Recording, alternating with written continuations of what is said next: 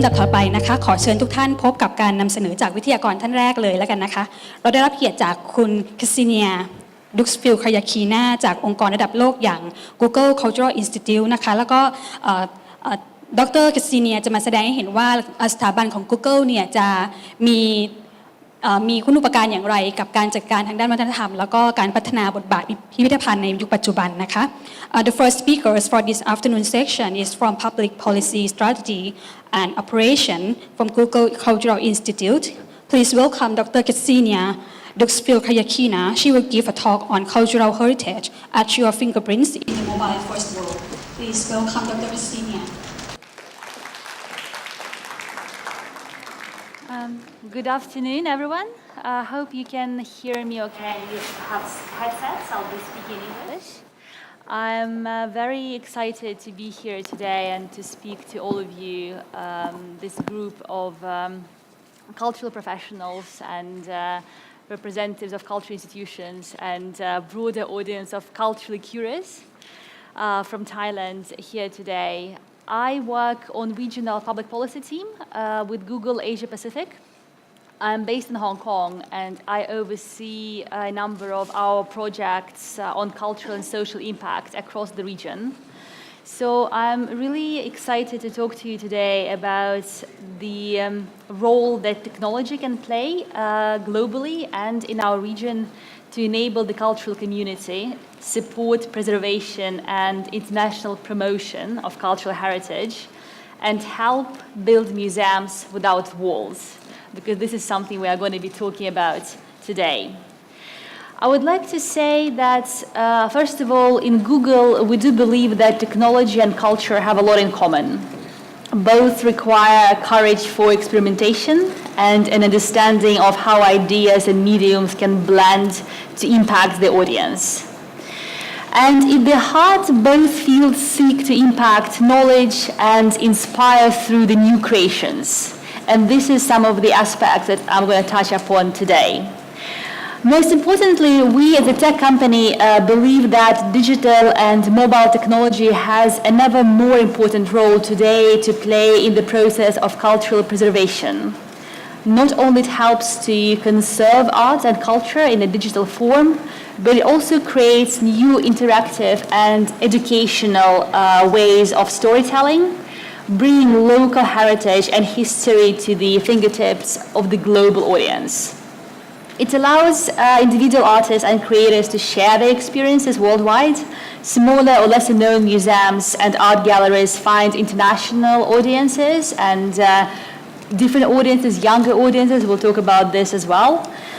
And at the end of the day, not only increase the viewership of artworks online, but also bring these new audiences who get culturally curious and excited online, bring them back to the offline museums. And that's something which is very important for us as a digital company to help cultural institutions stimulate the growth of their audiences not only on the web, but also bring these audiences back to the museums offline. And I'll show you some figures and examples demonstrating some of these points. With internet democratizing access to culture and opening new opportunities for promoting cultural diversity, more artwork is being created today than ever before. And thanks to the power of this technology and, of course, expanding access, an artist in India, let's say, can sell her textiles to consumers in California. Or an art historian can study Van Gogh's painting from different museums and all outside of their living room.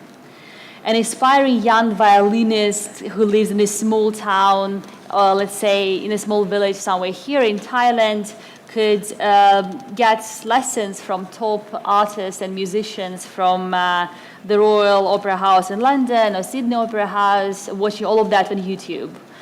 And maybe one day she will be able to sit among them at a top world concert hall and orchestra. So we do believe that there are new powers, new opportunities that are brought by the technology for the cultural sector today. And this process of digital preservation has been eye-opening for us to a large extent from a perspective of being able to influence younger audiences. These are the people who we often call digital natives, those younger ones who grew up with their smartphones and their gadgets, who know how to use them very well. And when you can bring back all the cultural, historic heritage to them with the help of a mobile device, they get naturally very excited and they find new ways to explore this traditional art and culture through technology. So here you'll see a picture of a group of young kids exploring art and culture with the help of something that we called Google Cardboard. And I'll give you some examples and you can experiment with this as well. But that's a very simple, well, it's not even a device. It's basically something which you can make out of a pizza cardboard. It's just a piece of carton and a couple of lenses. And this can turn your mobile device, which I'm sure most of us have in this room, into a virtual reality device. And you can travel the world, you can travel world-famous museums just with the help of a mobile phone and something made of a piece of carton. And it's obviously very exciting for kids, but it's also exciting for us as grown-ups. So these are some of the key points and projects I'm going to touch upon today. I want to leave enough time for questions and for discussion. I'm very keen to learn more from you from the cultural experts on how you use the technology in everyday life, how our technology could help, and from students and younger people who are culturally curious, who don't necessarily work in a museum, how you explore art and how you connect with art and culture with the help of technology. So when we think about the role that technology could play for cultural sector today, we think about several key aspects. One is digital preservation, making something digitally preserved and conservated for the generations to come. Another one is, of course, accessibility, making art and culture and heritage, historic heritage, universally accessible from anywhere in the world, any time of day and night, and making it really, truly accessible for every audiences. Another way that technology can really help is new ways of exploration and education. And here are some of the examples that I've already touched upon, and I'll give you more of how we believe younger audiences can connect to high art and culture, to their own heritage, with the help of the mobile technology, especially here in Asia, where most of us get connected to the internet with the help of mobile devices, and in many countries, smartphone is the first and many cases only device that we use to stay connected, which is obviously taking over bigger screens and desktops, and we need to figure out a way to bring the cultural heritage back to the audience on their smartphones. So I think the new ways of exploration of this cultural content are very important. And then, of course, it helps promote local heritage globally, bringing the excitement experiences of visiting tiny museums all across Thailand to the global internet audiences of culturally curious. That's something which was not necessarily possible before the internet, and it's something that we can do more and more today, and can do it in a very accessible and affordable way. And finally, it's experimentation with new content forms, with new creative works, and new ways of storytelling that have been revolutionized to a large extent with the help of the technology. So these are all the key ways that we see truly important for cultural sector from the tech perspective. And this is how we see the technology can really help in this process. And these are the key points I'm going to talk about and give you some examples for all of those. So when I think about a museum without walls, I really think about a museum which is open 24 hours a day, which is accessible from any part of the world, and which is truly appealing and inspirational for all audiences who can visit it with the help of the technology any moment in time. So that brings me to the question of how people really explore cultural content today. I'm going to show you a preview of a new study. It has not yet been published, so this is just a very kind of sneak preview which I want to share with you today. This is a project which is being led by the Economist Intelligence Unit with our support. They have been looking into different countries globally, including Thailand and broader Asia Pacific, and countries in Europe, Latin America, and in the US. And they wanted to understand the role that technology can play and is already playing in the digitization of cultural sector globally, and also on how people in different countries consume cultural content with the help of this technology. And some of the findings are really interesting and inspirational for all of us. So they've surveyed cultural content consumers from different countries, and here are some ideas that they've got from that survey. Most people say that they physically engage in more cultural events and consume more cultural content thanks to being able to access information digitally. This has been a concern for many cultural institutions in the past decades on whether internet and digital technology can actually replace access to offline museums, whether the internet will steal the audiences, whether people will visit less museums if they can see it all online. So I'll show you some of our own data, but this is an independent study which actually proves quite the opposite. People get excited about cultural experiences online, and then they want to go back to the museums and see the same content offline. Digital access to cultural content helps educate people, including younger generations, about culture. You'll see that Thailand is actually leading on this position across the world. So people really want to use technology to educate themselves and educate their families, their kids on their own and global cultural and historic heritage. And people really need more content to be available digitally for these purposes. And finally, people really believe that digital tools enable them to travel, to visit much more cultural exhibitions and events, which they will not necessarily be able to attend in person. And that is absolutely true. We all understand that there will never be an opportunity to visit every single museum in the world, but there is so much more you can explore with the help of technology. And also, when you're planning a trip to a museum, that's a great way to get connected and familiarized with the content before you actually make this trip. And this piece I also find very interesting, which you may not probably be able to see from a distance, but the question that was asked is how people use the technology to promote their cultural heritage globally. And we see that the majority of the audience really wants to use the technology not only to access the content themselves, but also to help promote the local heritage, help tell the story of their local culture to the international audience. And we'll see that all over the world, a lot of these metrics come from developing countries. It's a really important aspect of how people want to use the technology.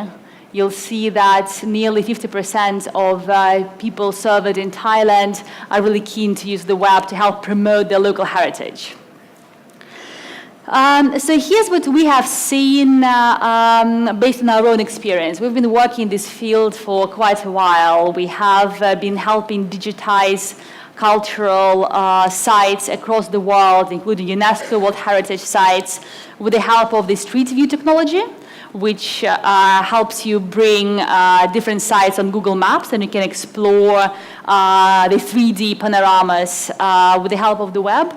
So we've seen that, for example, when we launched for the first time those 3D panoramas of the ancient Pompeii, the Ministry of Tourism in Italy declared a 30% increase in tourists' flow to the ancient sites, obviously the offline tourist flow.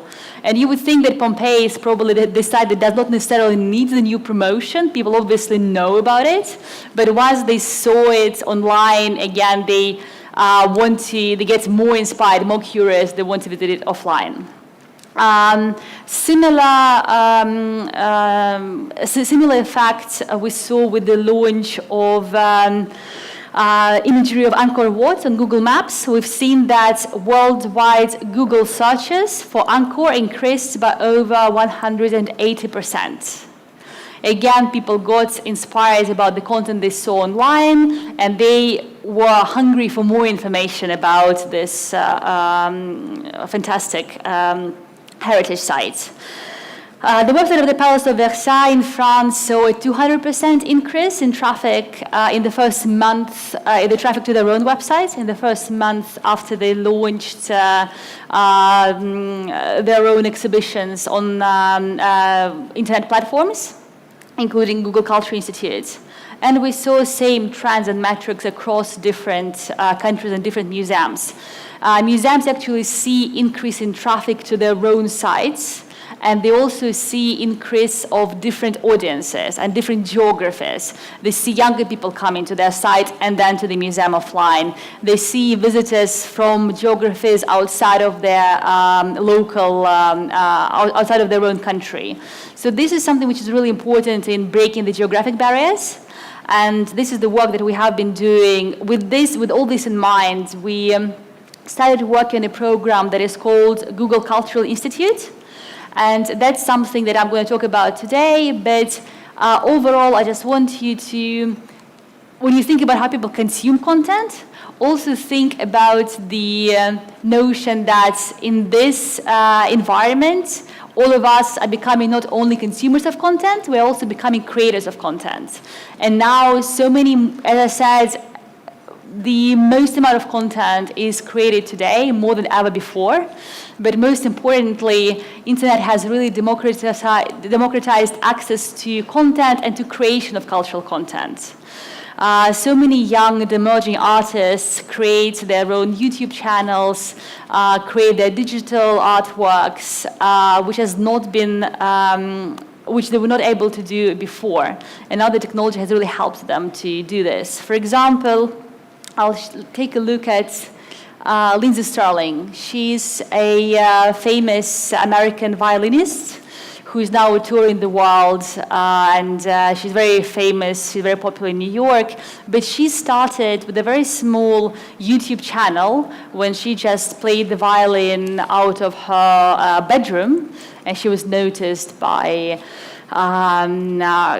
experts, by producers. She found her audience, and she's now a musician with the world's name, but she started as an individual, as one young artist on YouTube.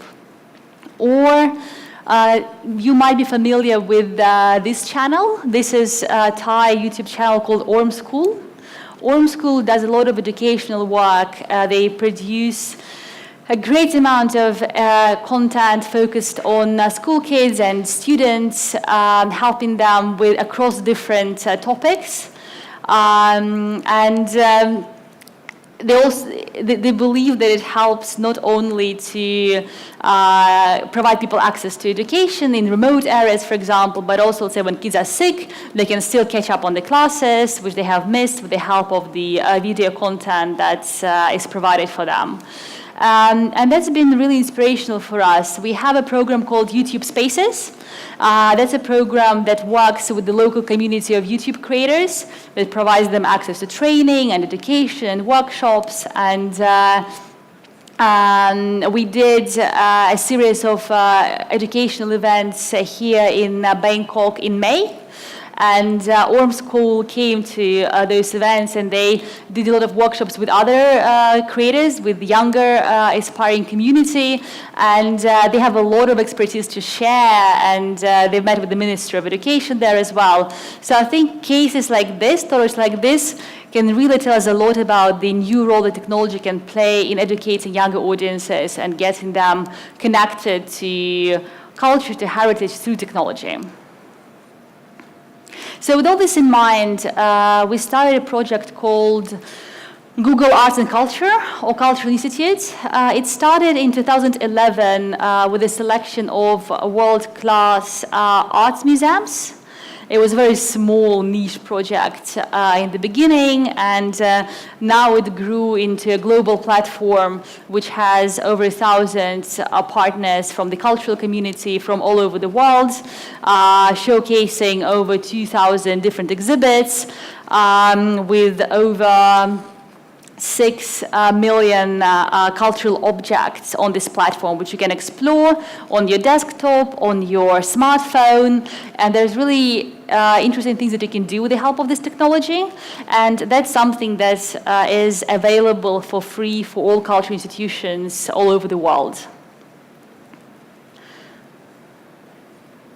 So I'll talk about some of the key aspects which I've mentioned in the beginning of my presentation. We talked about preservation and the role that technology can play to help conserve the content and cultural archives in the digital forms. So this is one of the projects which I want to bring to your attention, which we worked on last year. That's street art. Something, as we all know, absolutely fragile, something which we can see around one day and which can disappear another. So this is a great example of what technology can actually do to help preserve local heritage and urban art and culture, traditional and emerging artists in digital forms. You can explore over 10,000 assets from all over the world brought together by street artists and cultural institutions from different countries. You can do it online and on your mobile. And I'll be happy to show you some of the examples of this 3D virtual tours, which you can also take with the cardboard. So you can explore different sites across Asia, including the Bangkok International Street Art Festival in Bangkok, or the works of King of Kowloon. King of Kowloon is a very well-known Chinese calligrapher from Hong Kong, where I'm originally based, so this is a topic very close to my heart as well. King of Kowloon was this artist who created a lot of artworks in one of the areas of Hong Kong called Kowloon, and most of his artworks have disappeared today, but a lot of them you can still see on the web with the help of the digital platforms. So speaking of exploration, we really think that there is a lot of new ways to bring cultural heritage back to the audiences with the help of the technology. And something that Culture Institute does, it helps digitize artworks in a very high resolution with the equipment called Art Camera. This is something which is again available for cultural institutions for free. They can have this equipment and use it to digitize their own collections. And this is something which really helps explore the greater details which would not be available to a naked eye. So, for instance, here, can any of you tell me what artwork is represented here? So I would love to show it to you with the help of the technology, but unfortunately we do not have connection here. So I'll have to just describe it, but then I encourage you to come back to the platform and take a look. But this is a tiny piece of Van Gogh's bedroom, the famous painting, which you can see different versions in different museums, and you can zoom in and zoom out, and with the help of the technology you can see these tiny details which will never be available to a naked eye. So this is the ceiling of Paris National Opera, which is painted by Marc Chagall, as many of you would know, and it is located 20 meters above the floor at the Paris Opera. So even if you are there, even if you visit this amazing building, even if you see this ceiling, you will never be able to explore all these details. And again, I'd love to show you this, but please go to the platform and see it for yourself. You can zoom in and zoom out with these greater details. so that you can see the regional signature of Chagall, but once, when we just finished digitizing the ceiling in Paris, we invited Chagall's son to Culture Institute lab and showed him this work, and at some point he started crying. And he was obviously amazed with the technology, but most importantly, over here, there is a little red moon.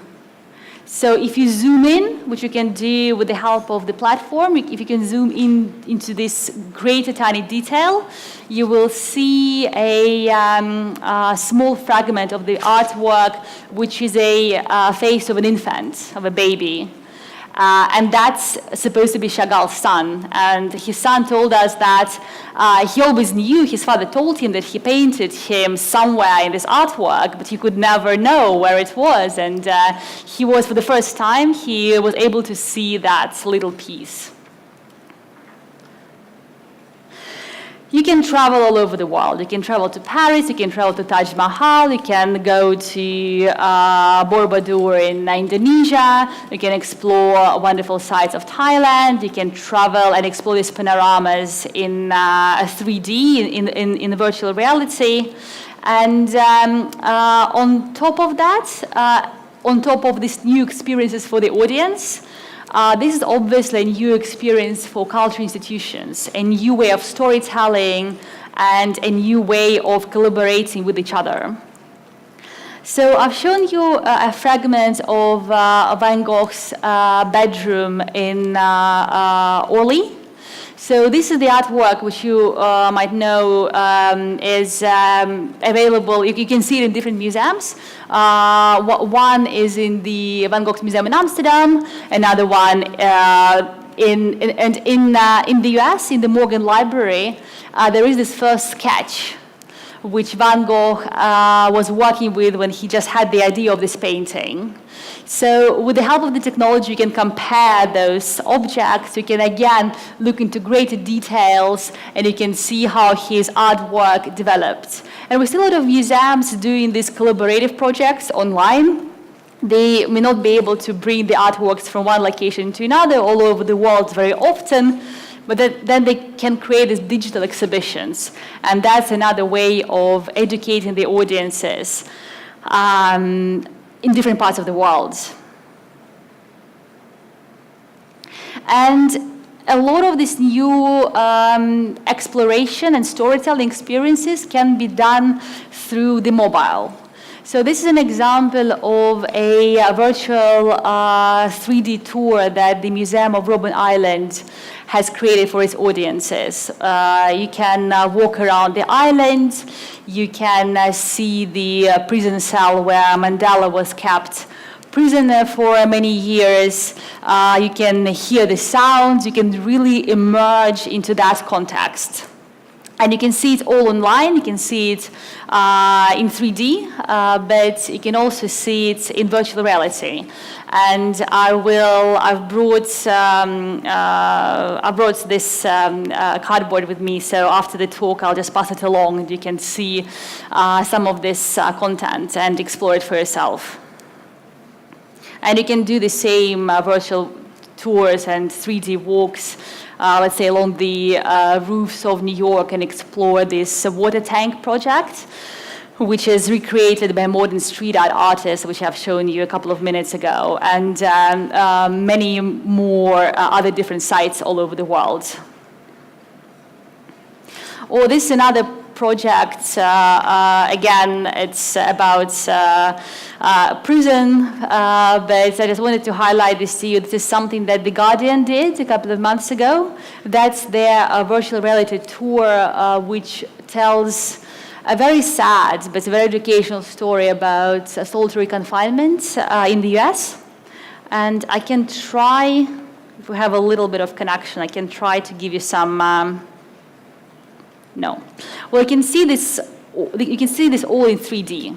You can see this virtual panorama, and you can go into different parts of this place, and it's really, really immersive experience for the audience.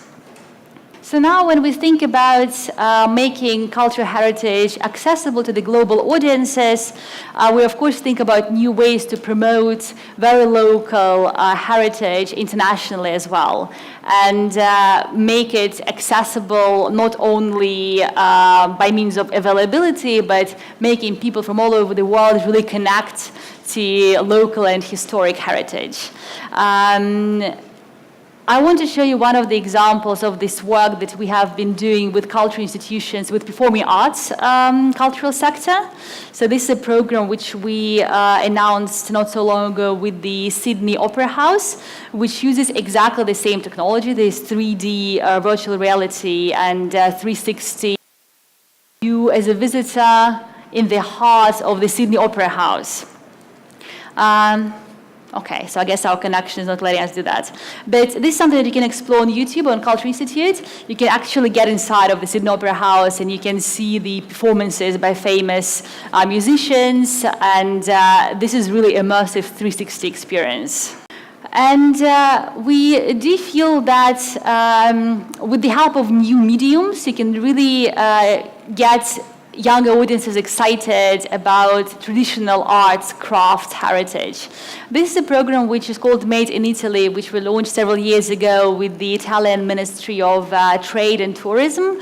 And it tells the story of very different crafts across Italy. You can see the map and you can explore different crafts and manufacturing which is local to this or that part of the country. And in the beginning of this year, we did a similar program in Japan, which has been really exciting because we saw, well, first of all, we're looking to next Winter Olympics in Japan, and there's a lot of international interest towards the local culture and heritage.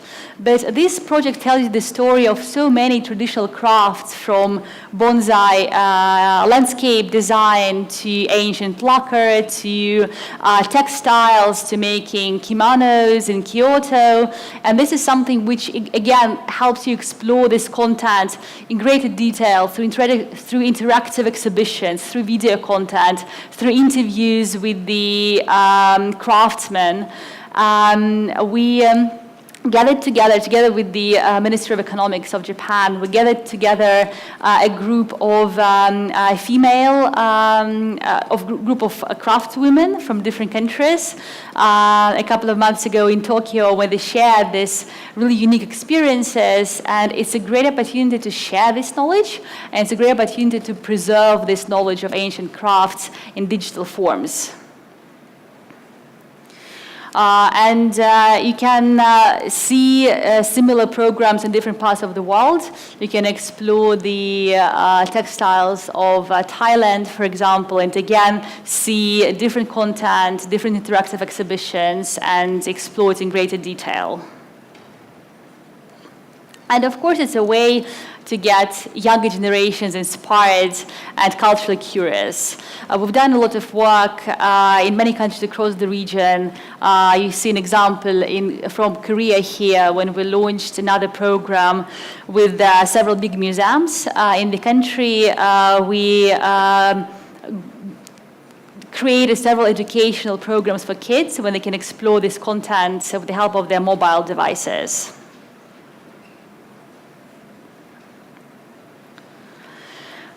So Culture Institute is a global program, but it has a physical presence in Paris, something which is called Culture Institute Lab. This is this part of Google where we have engineers working on the new technology for cultural sector. This is the place where, for instance, cardboard was designed originally. And the lab is working on a number of new experimentation programs and new technology for young artists. And also this is the place which provides residency for young artists who work with technology from all over the world.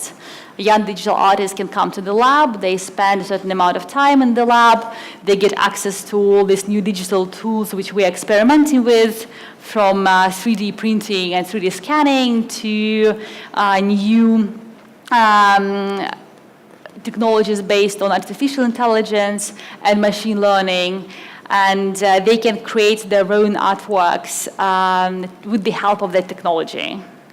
And here you see an example of one of the latest technologies that we launched as part of the lab, which is called Tilt Brush. You can download this app, and it allows you to create 3D artworks. And this is something with what many artists have been experimenting globally.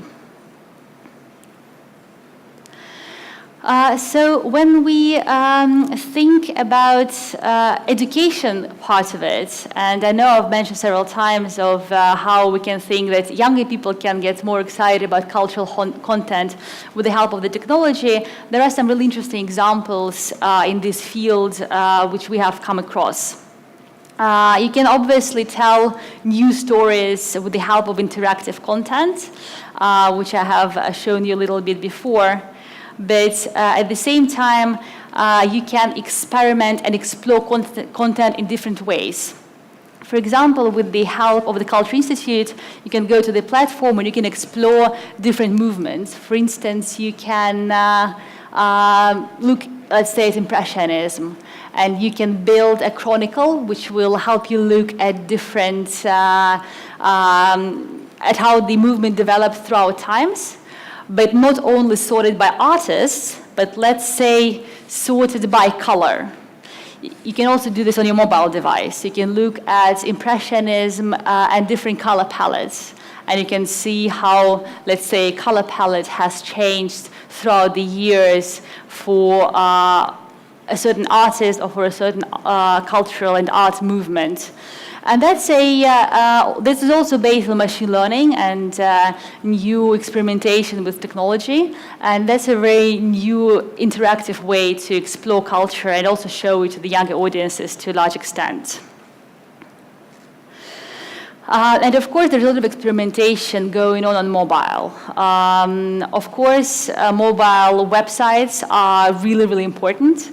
And many museums experiment with different forms of mobile guides, for instance.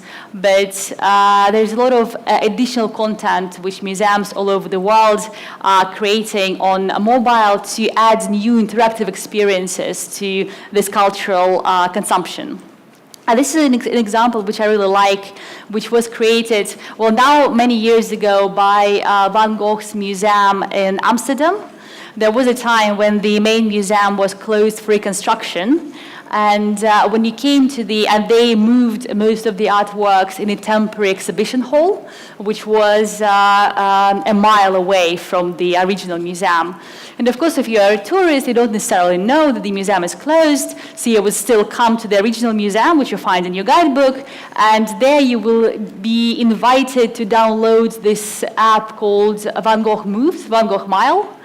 And there was a route which was marked from the old museum to the temporary exhibition hall, and whilst you would walk around along this route with the help of this app with augmented reality, you will explore different parts of Van Gogh's life.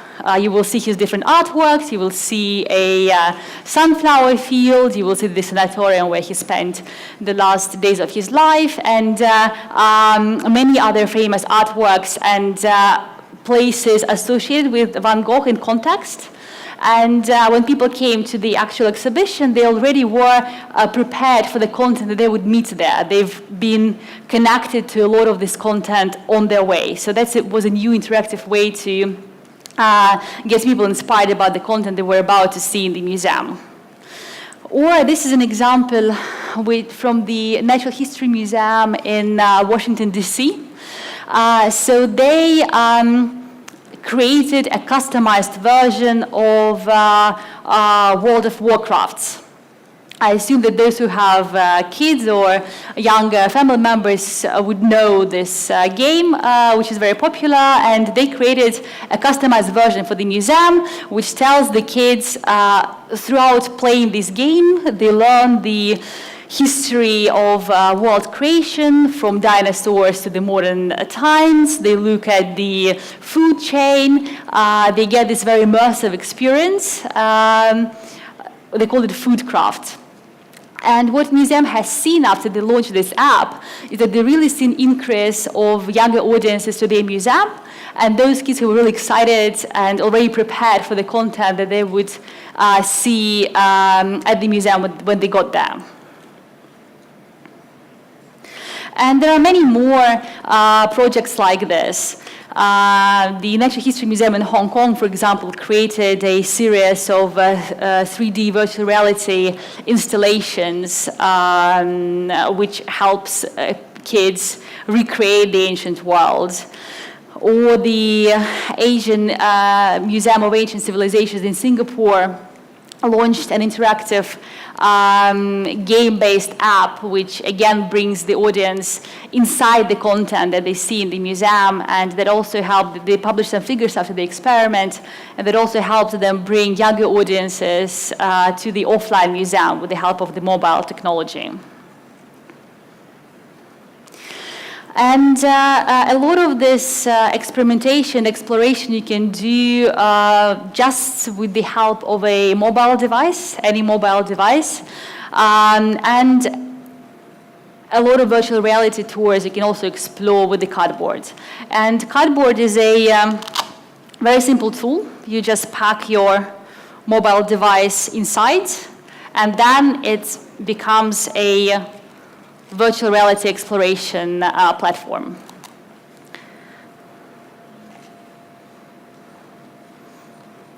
So these are some examples of how this works.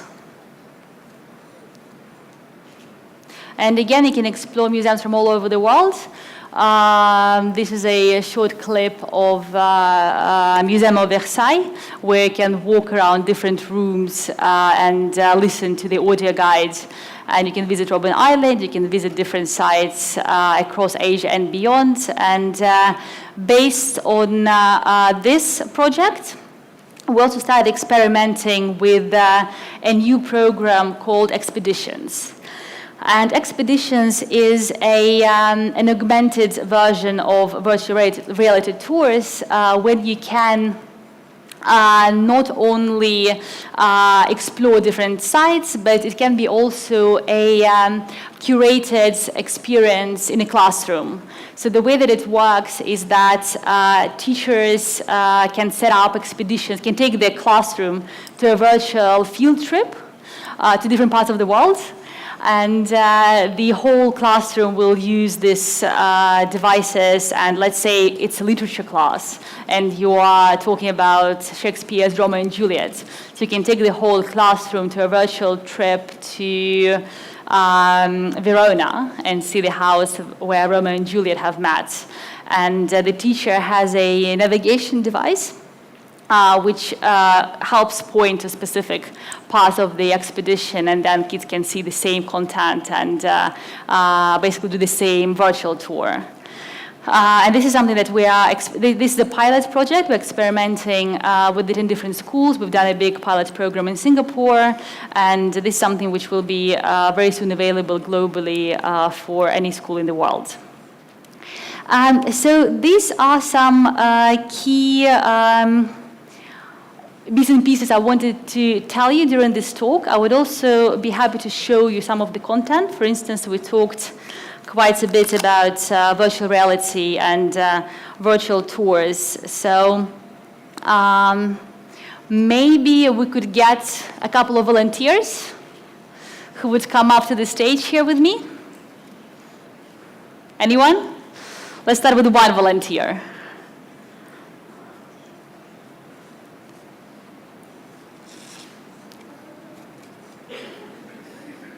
Maybe we'll get someone from our work committee.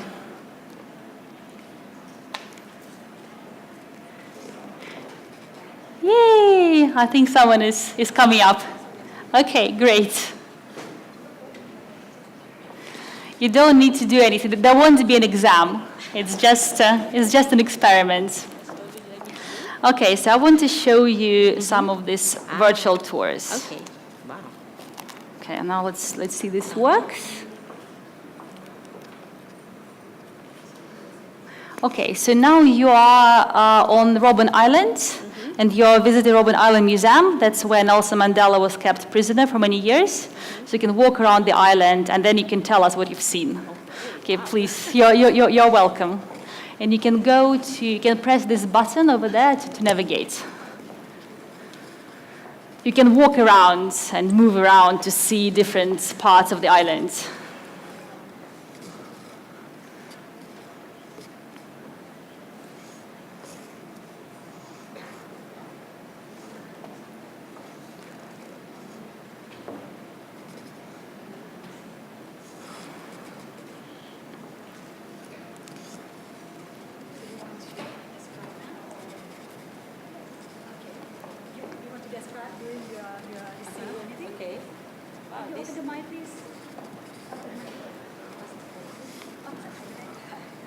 In Thai?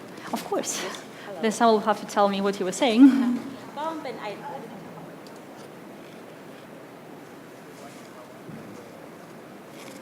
ก็เป็นไอแลนด์นะคะมันจะเหมือนเป็นโกดังแล้วก็มีพื้นที่ว่างๆอะค่ะเป็นสถานที่นะคะเห็นภาพได้ชัดมากเลยค่ะ Okay, so now I'm passing this along. There is a button on the top, so if you want to go to different parts of the museum, you can do that just pressing that button. And then you will also see navigation. You can get to different parts of the island. You press the button, you see a pop-up which explains to you where you are and what is happening around you. So we can take a look at that, and then we can also look at something probably more, less sad, right? We can walk around the rooftops of New York and see that wonderful street art project I've told you about. So whilst we're doing that, I would love to hear back from you. I would love to answer any questions that you might have. I would really be keen to understand how you use the technology in your work, and how you explore art and culture with the help of the technology. And what you can do, first of all, I encourage you to explore Google Culture Institute or Google Art and Culture. You can do it online, or you can download an app on your smartphone, and then you can get access to all these virtual tours, and you can explore different forms of art. You can search by movement, by color. You can see this artworks in super high resolution to explore greater details. So you can get your daily dose of culture on internet and on mobile. But most importantly, if you are a cultural institution, if you are a museum, if you are an archive, a library who have cultural content in digital forms and want to make it available online to broader audiences, if you want to come work with us, we are very happy to support this. This platform is absolutely free. Every museum can sign up. Every museum can use this technology to create new exhibitions and mobile experiences. There are many more features that are available now online. For example, you can, even on the mobile, there is new technology called art recognition, which we launched as part of this mobile app offering, when you can create this interactive guide, and when someone is visiting your museum, they can just point a smartphone to an artwork, and the app will tell them what this artwork is and the history of that artwork, and many more. So I'll leave my cards. You can sign up through the platform, and we would really be very happy to help explore more cultural content across Thailand with the help of this technology.